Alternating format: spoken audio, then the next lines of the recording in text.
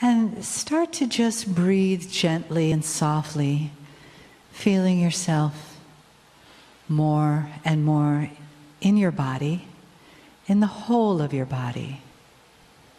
And let your breath take you into your heart. So breathe in through your nose, but down into your heart. And exhale as if your nose was in your heart. So nice big breath in. Exhaling softly and gently through your heart. Giving yourself this softness, this receptivity that comes when you focus on your breath and on your heart.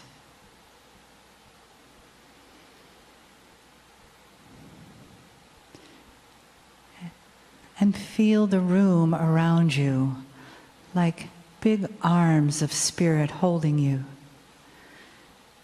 gently, supporting you, thanking you for taking these steps to be here today. The steps of your spiritual life that bring you more and more each step you take on the winding journey. Feeling that support in your heart. Feeling those arms around you, the honoring of Kryon. The honoring of humanity by Kryon. Here together as one family, held in the beautiful arms of spirit.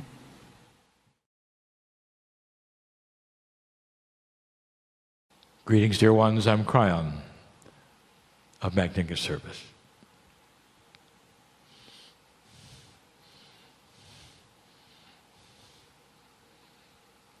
Did you feel it when you walked in? The room here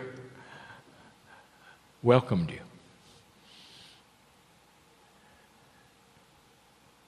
The university is aptly named Delphi. Place of knowledge, a place of wisdom. A center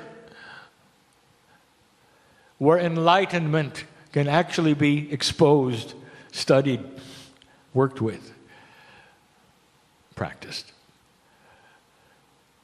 One of the few places on the planet with the curriculum that would even include that which is channeling. And you sit in the crux of a temple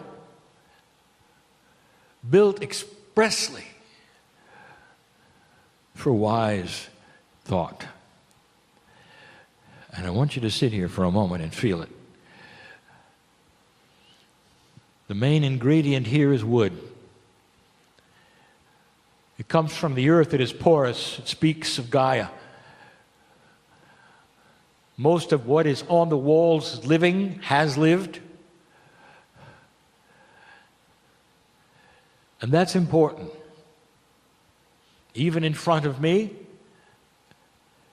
are those crystals, when you've talked about that before, the benevolent energy, what I would call broadcast. All designed so that when you walk in, if you're sensitive when you walk in, and you allow it when you walk in, it knows you. If you've never been here before, it knows you. The metaphysical principles that we have spoken of ever since I arrived with my partner 26 years ago say that there is an alliance, a confluence of every single human being with the creative source.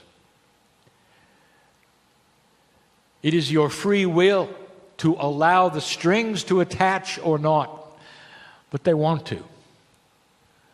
And if you could draw a diagram, you would see that every single human is hooked to every single human, is hooked to the creative source, is hooked to Gaia. When you walk into this place as a stranger, you're not a stranger. Metaphysically, if you'll allow yourself to expand on that, the other humans in the room who you never met are hooked to you. You might even say there could be a beautiful spiritual silver cord that connects all of you with Spirit. And the family is complete every single time you sit down. You're in a society as singular human beings and you don't know each other. You know a few. And yet we have also given you some lessons that say there are no accidents where you incarnate and when, who you meet along the path when you say yes to coming to a place. What if there's someone here you're supposed to meet who may have an answer or may have a puzzle that you can answer? Are you willing and able to meet them? Can you look past the social protocol of what is proper or improper, or who you say hello to, or who you meet, or who you hug? And for a moment, suspend it all and say, hello, old friend. And the beauty of this, behind the scenes, dear ones, the beauty of this is that the old soul is forever. You know each other not just from here, dear ones. Do you know how many other planets you've been on and done this? That is what you do.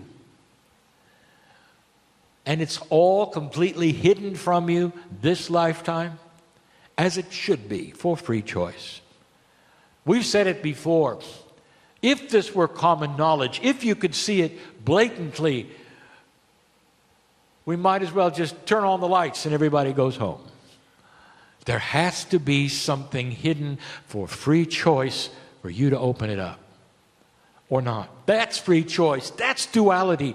The reasoning for it, the spiritual logic for it, is so that it's your choice while you're on earth to join the family or not.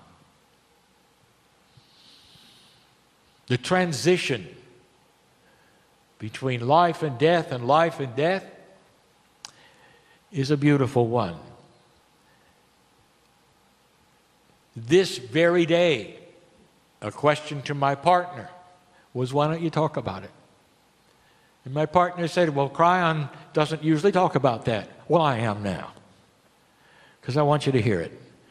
I want to go on record right now for you to hear it. Intuitively, even the most enlightened old soul really doesn't know what happens when they close their eyes for the last time. You hope it's your truth and you've hung on to it and hanged your hat there. It's okay to die. I've told you, more than okay, it's the process. It's the process that the old soul uses to spread wisdom on this planet. You come back wiser than when you left. It's like going to school, graduating and coming back the next year. It's absolutely common. The issue, dear ones, is you don't live long enough, and that is going to change.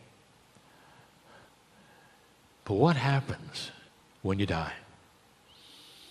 I want to cover this right now just for a brief few moments. And the reason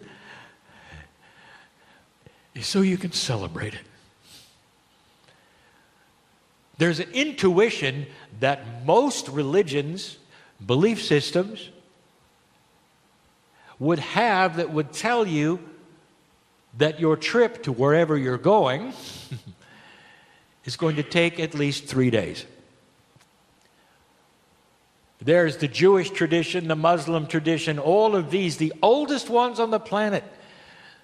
The indigenous will have it as well. Will have a 3-day period either of mourning or that which you don't disturb the body or. There's rules and laws. The 3-day rule. And dear one, that comes from the intuition that that's how long it takes to recalibrate from the corporeal human consciousness to the angelic presence that you are of God. They have made all manner of things out of it, depending upon who you believe or what the spiritual system. Some have said it's a difficult time. Some have said you go to a holding place where you go into anxiety. Some say that's when you're going to be judged. Some say it's a plateau that you stay there. Does that sound right? The creative source is what you're returning to. Let's call it the parent source. Let's call it the greatest love in the universe is where you're headed. And it's inside you even right now. The love of God is pure. You strive to find it, to connect with it all your life. And when you close your eyes for the last time, the corporealness of you is over, and there's an adjustment. And the 3 days that you have is where you learn to fly again. And you start remembering, and the light starts getting brighter, and the joy starts to return, and the creative source starts playing the music that you've missed. And in some ways you weep with joy and remembrance, saying, I'm back home. There's no suffering. It's just the opposite. There's incredible joy and remembrance, a singing. You're not even concerned with those left behind because you know they're going to go through it with you soon enough. The bigger picture starts to come back to you, and then you're one with God. And yes, there are plans to come back and go through it because you wouldn't miss the graduation, dear ones. You're in the new energy. Enjoy it. We've talked about that before, but the transition is beautiful. And I want you to remember this. For those of you in this room who are concerned about yourselves, you're going to have a smile. Those who see you will say, that's odd. They don't usually smile when they die. They do if they know what's coming. And dear ones, for those of you who would stand by a loved one who's not there anymore, I dare you to put up your hand and celebrate the fact that they are still here in a different form and are celebrating the love of God with you. It's not what you think.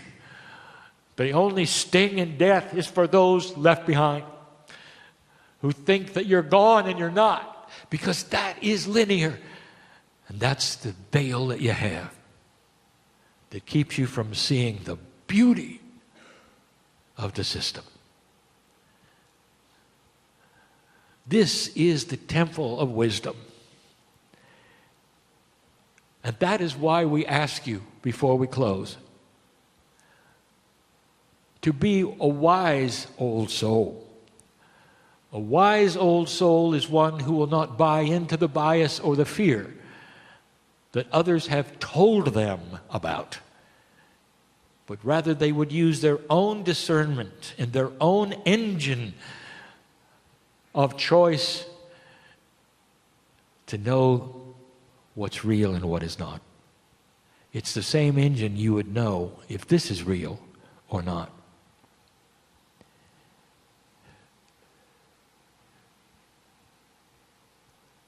That really is the crux, is it not?